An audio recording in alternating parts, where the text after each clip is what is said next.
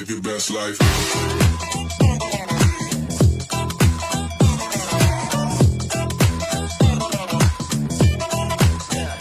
Don't have diamond rings or fancy things. I've been to shop for my clothes. I look fly as hell in my face Chanel, and you can't say that I don't. I got extra sauce for the job you lost. Don't need a lot to feel cool.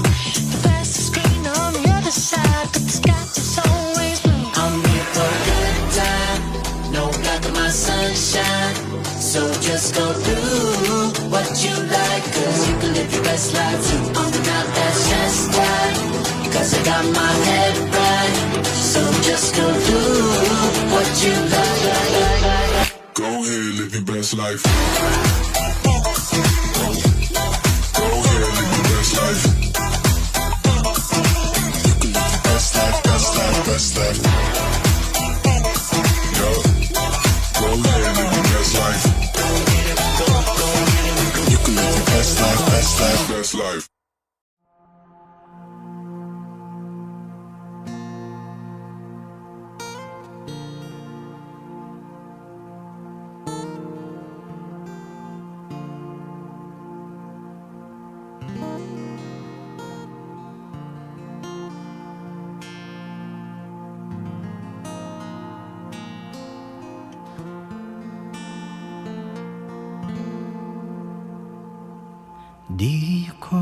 Today is September 25, 2024. Karong adlaw, wedding na nilian. Actually, classmate mi tong pagka grade 8. Wala pa man mi nagkailanay, murag pa-ending na sa school year. Ano ba ko, 14 pa akong edad, kanang gitransfer amo classroom, and then tong pagtunga sa classroom kami ang nagka-classmate. Dito na nag-start tanan, like na-late man gud ko ato.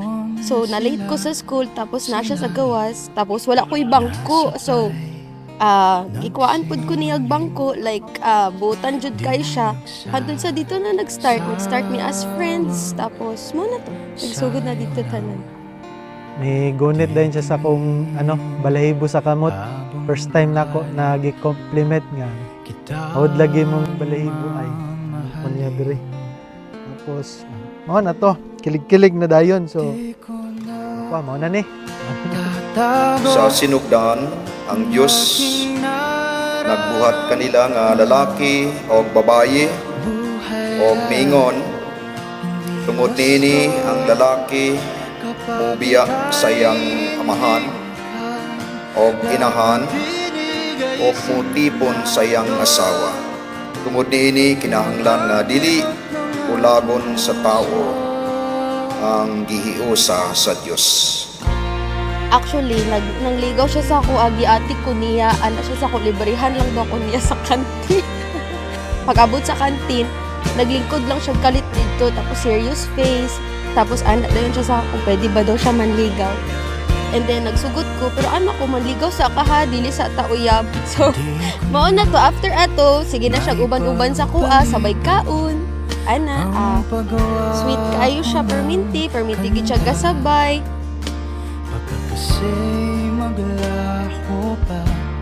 Kung nag-start pa lang mig-uyab, syempre ako gid ang ako ang klingi, ako ang hinana.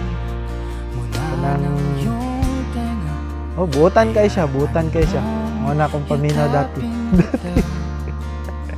Buutan kay siya, tapos kanang siyempre kay mga high school pa man miya to.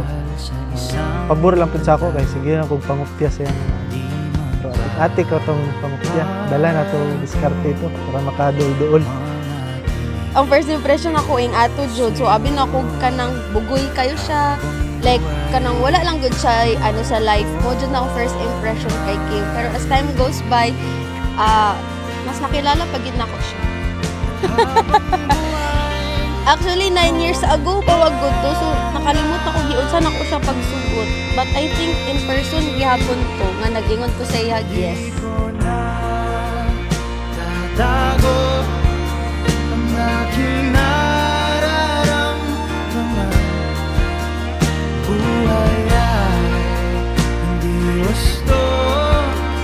Kapag ika'y hindi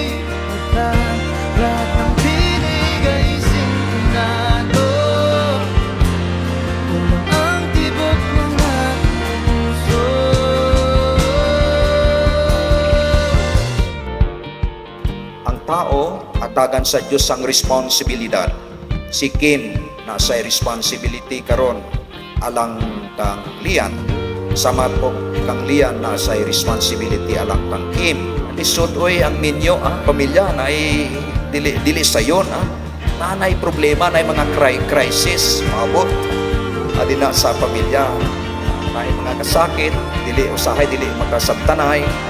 So Kim og Lian uban ang permis sa Dios ampo kanunay na angyo ta sa Dios karon na unta puy-an kini ni Kim og ni Lian. Lian, it's our wedding day na. Padayon gyapon ta sa pag-uban. Promise na ko best husband pero wato na ko kung best dito ka pabayaan atong future kids siguro 2 o 3 ato lang. I love you, Lian. Wala ko kabalo sa kumiin ko. Hi, classmate sa una. Nabot na dito sa karon, kasal na dito. And I promise na tarungon dyan ako ta. Ako imong number 1 supporter. Ay kabala ka kay naalang dito always dire. And I promise dyan na ilabti ka hantod sa hantod. Palbaan ako, pero excited na ako mag-aido para makauban na tika hantod sa hantod dyan. I love you.